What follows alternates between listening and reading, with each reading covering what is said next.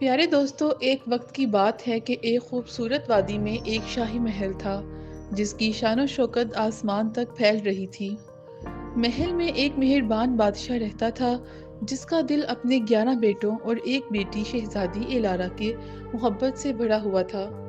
بادشاہ کی زندگی خوشحال تھی، لیکن تقدیر نے ایک اور کھیل کھیلنا تھا۔ ایک دن شہزادی کی والدہ کا انتقال ہو گیا اور بادشاہ کی دنیا اجڑ گئی۔ وہ اتنے غم میں ڈوبا کہ اس نے دوبارہ شادی کرنے کا فیصلہ کیا اور ایک خوبصورت مگر پراسرار خاتون سے شادی کر لی۔ یہ نئی ملکہ بظاہر بہت مضحک اور دلکش تھی، مگر اس میں ایک خفیہ جادو تھا۔ وہ دراصل ایک جادوگرنی تھی اور اس کی نظریں بادشاہ کے بچوں پر تھیں۔ جادوگرنی شہزادی الارا کی خوبصورتی سے جلتی تھی اور بادشاہ کے 11 بیٹے اسے اپنے تخت کے لیے خطرہ لگتے تھے۔ اس نے اپنے جادو سے شہزادی کو ایک غریب کسان کے پاس بھیج دیا اور 11 بیٹوں کو راج ہنسوں میں بدل دیا تاکہ وہ دن کے وقت آسمان میں اڑے اور رات کو واپس انسان بن سکیں۔ شہزادی الارا غریب کسان کے ساتھ زندگی گزارتی رہی اور جب بھی وہ اپنے خاندان کے بارے میں سوچتی اس کا دل اداس ہو جاتا۔ اس نے سوچا کہ یہ اپنے محل واپس ضرور جائے گی۔ وقت گزرتا گیا، شہزادی الارا بڑی ہو گئی اور اس کی خوبصورتی میں مزید اضافہ ہوا۔ ایک دن الارا نے فیصلہ کیا کہ وہ واپس محل جائے گی اور اپنے والد سے ملے گی، لیکن جب وہ محل پہنچی بادشاہ نے اسے پہچاننے سے انکار کر دیا کیونکہ جادوگرنی کی طاقت سے اس کی شکل بدل چکی تھی اور وہ بہت بدصورت ہو گئی۔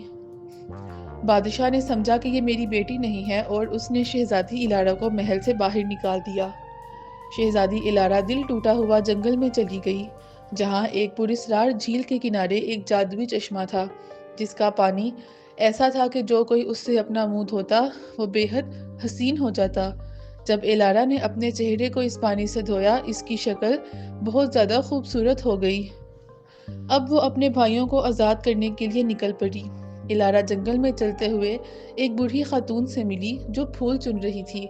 اس بوڑھی عورت نے الارا کی مدد کی۔ عورت نے اسے بتایا کہ اس کے بھائی ایک جادوگرنی کے جال میں پھنسے ہیں اور راج ہنسوں میں بدل چکے ہیں۔ الارا نے اس بوڑھی عورت کی مدد سے وادی کا راستہ تلاش کیا اور وہاں پہنچ گئی۔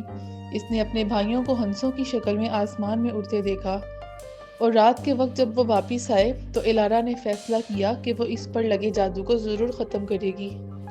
ایک رات الارا کو خواب میں ایک پری نظر آئی جس نے اسے بتایا کہ ایک نایاب پودے کی جڑیں اکٹھی کرنی ہوں گی اور ان کا پاؤڈر بنا کر اپنے بھائیوں پر چھڑکنا ہوگا، لیکن پری نے ایک سخت سے سخت شرط رکھی۔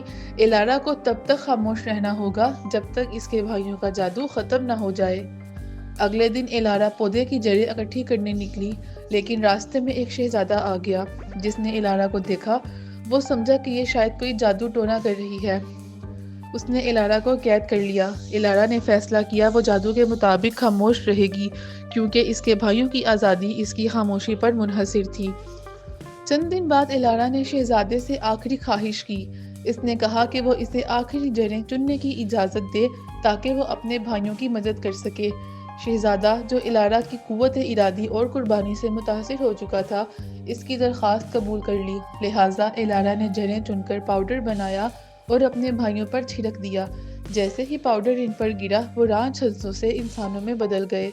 اب الارا کے 11 بھائی انسان بن چکے تھے اور انہوں نے اپنی بہن کو گلے لگا کر اس کی ہمت کو سراہا۔ وہ سب واپس اپنے والد کے پاس گئے اور جادوگرنی کو سزا دی۔ بادشاہ نے اپنی غلطی تسلیم کی اور ملکہ کو سخت سے سخت سزا دی۔ آخرکار الارا ایک دلکش شہزادے سے شادی کرتی ہے اور اس کے 11 بھائی کامیاب زندگی گزارنے لگے۔ وہ سب ایک ساتھ رہتے تھے۔ ملک میں امن قائم ہو چکا تھا۔